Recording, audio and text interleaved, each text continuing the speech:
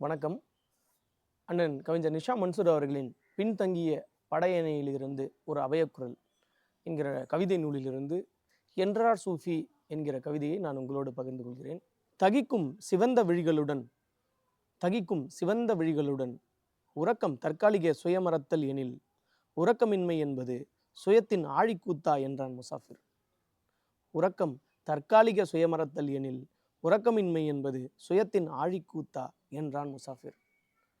தாறுமாறாக இடப்பட்ட சுர்மாவின் கிற்கல்களாக உனது கண்கள் கருமை சூழ்ந்திருக்கின்றன மகனே. நீ உறக்கமின்மையால் தவிக்கிறாய். உறக்கமே மனிதனை பொலிவடைய செய்கிறது.